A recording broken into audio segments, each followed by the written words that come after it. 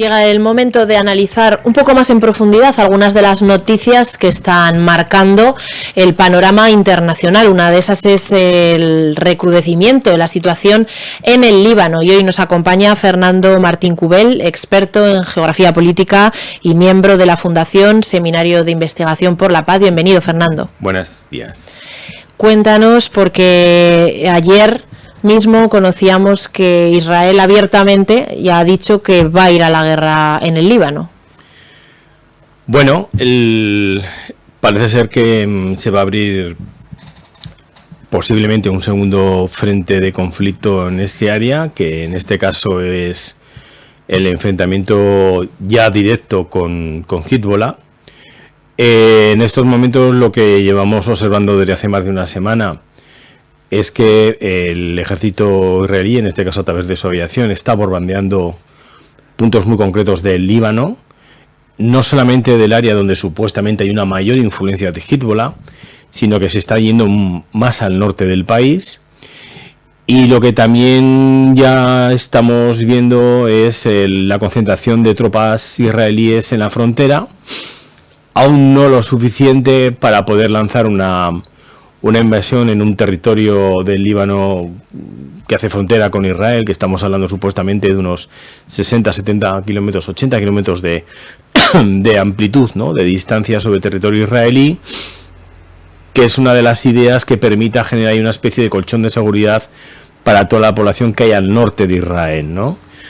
Pero luego hay un segundo objetivo, que es castigar y debilitar muy duramente a la estructura y a la realidad fehaciente de Hezbollah en el Líbano, que no solamente es lo que podríamos entender un grupo terrorista, sino que tiene mucho más impacto dentro de la sociedad y de la realidad política libanesa, ¿no? Entonces vamos a ver cómo esto evoluciona en los próximos días. En principio la realidad es que esa concentración de tropas supone que parece la posibilidad de la apertura del segundo frente, de un segundo frente de conflicto, y no dejando a un lado, porque creo que esto parece que empezamos también ya un poco a desplazarlo, la realidad que se vive en Gaza, porque ahora todos estos días estamos hablando mucho de la situación del Líbano, pero en Gaza sigue habiendo el conflicto abierto con este territorio palestino.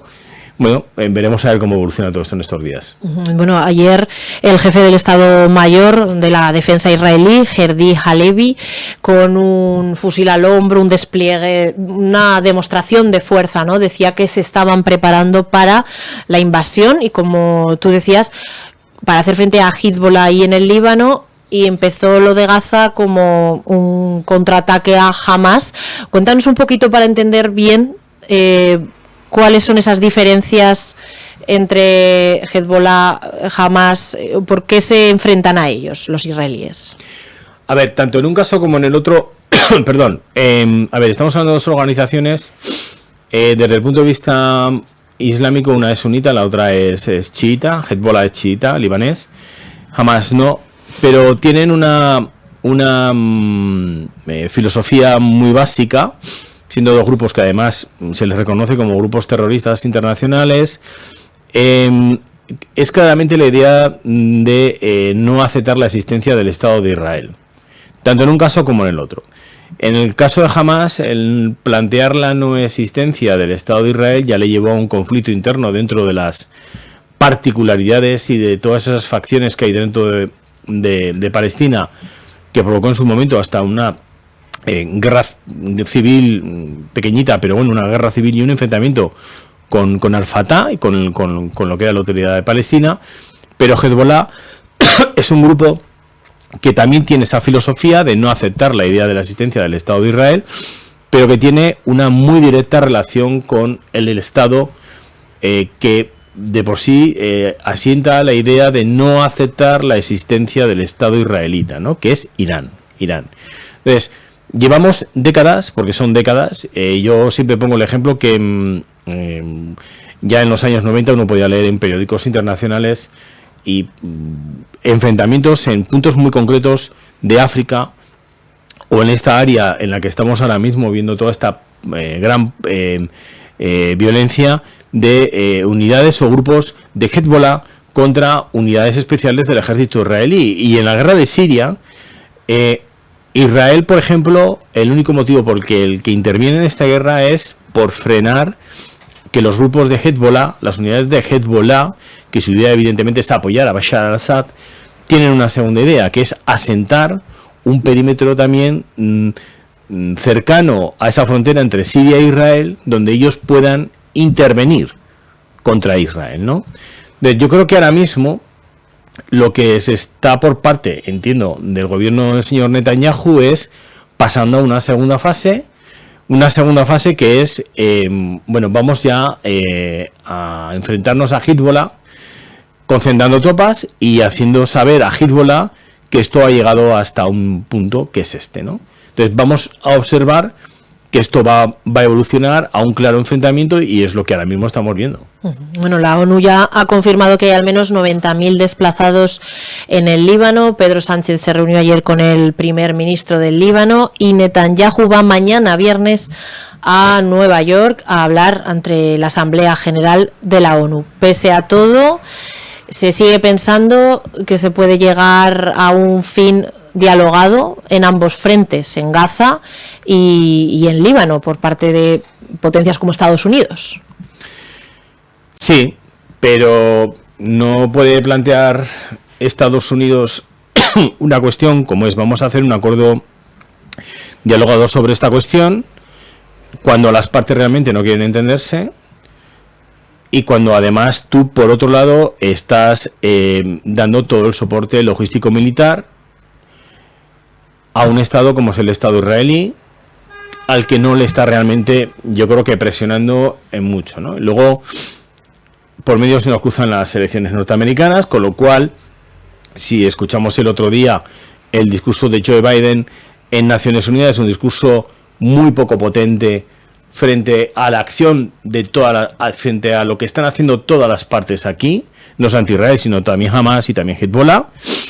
Y luego hay una cuestión que a mí sí que me gustaría introducir respecto a lo que tú me planteas, que es el tema del Líbano. Líbano es un país que tiene 5 millones, aproximadamente 400.000 habitantes. Si no recuerdo mal las cifras, es un país con casi 1.500.000 o un poquito menos de refugiados, no solamente palestinos, sino sirios y de otras zonas del mundo. La comparativa es que es tremenda, porque no estamos hablando de un país de 40 o 50 millones de habitantes que tiene que gestionar esta cantidad de personas. A todo ello se une la situación política del país, lo que pasó hace un año o 2 años en el puerto de Beirut, que ha provocado una contestación social muy potente, y ahora Líbano va a entrar en parte de su territorio en una guerra con la situación social política en la que está el país. Entonces, hay que tener muy claro también, muy presente, la dificultad de manejar este país, donde hay muchísimas representaciones muy diferentes, religiosas y sociales, con un equilibrio frágil, pero yo creo que muy potente, institucional del mismo, y hay que ver hasta dónde se quiere llegar en este conflicto, porque igual lo que provocamos también, y ojalá no suceda, es un desequilibrio de Líbano, un país que, por cierto, respecto a Israel, aún no tiene un acuerdo de paz. Son 2 países que están en guerra. Desde el nacimiento de Israel, el Líbano no tiene un acuerdo de paz con Israel. Entonces, ahí también hay otro asunto también que hay que resolver, que es que el Estado del Líbano alcance el acuerdo de paz con Israel. Pero claro, por medio lo que tenemos es a Hezbollah. Entonces, es de verdad un escenario muy complicado, y la presión que se está ejerciendo, pues uno ojalá quisiera que fuera al menos parecida, no sé si igual, pero parecida a la que se ha ejercido con Rusia en Ucrania. Nada más. Pues es un puzzle, como decías, complicado. Estaremos observando cuáles son los siguientes movimientos.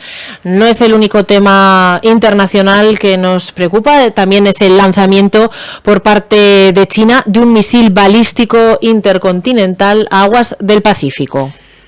Sí, hacía como 40 años que no teníamos esta noticia, y además lo realmente importante es que no lo ha hecho sobre territorio chino, sino que lo que ha hecho es realizar un lanzamiento en aguas en aguas internacionales, y eso ha generado una preocupación porque realmente este lanzamiento que realiza China es un lanzamiento para advertir a sus vecinos de la potencialidad que ahora mismo tiene, y que por lo tanto cuando se esté ante situaciones muy concretas, como es el caso manido de la situación de Taiwán, o lo que está pasando en estas últimas semanas con Filipinas, en donde los guardacostas de un lado y del otro están chocando, están enfrentándose a un nivel muy bajo, pero ya hay enfrentamiento, es una demostración de fuerza de: yo estoy aquí, estoy en la zona mía, que es el mar de China y alrededores, y estoy demostrando que tengo capacidad para hacer daño, porque claro,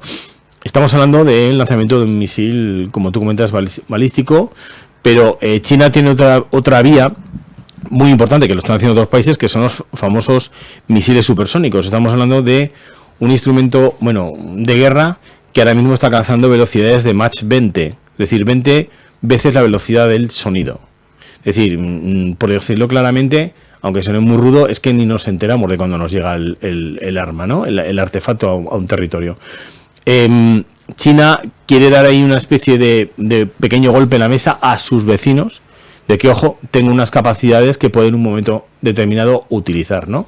Veremos la evolución de esto, y sí que es verdad que, aparte de este lanzamiento del misil, hay una situación ahora mismo de tensión, que esto quiero destacarlo, con Filipinas, porque en esa extensión que China está realizando en ese escenario tan cercano a sus costas, lo que nos hemos encontrado en estas últimas semanas, y como ya te he señalado, es un retirado enfrentamiento entre guardacostas y flota naval china frente a la Filipina.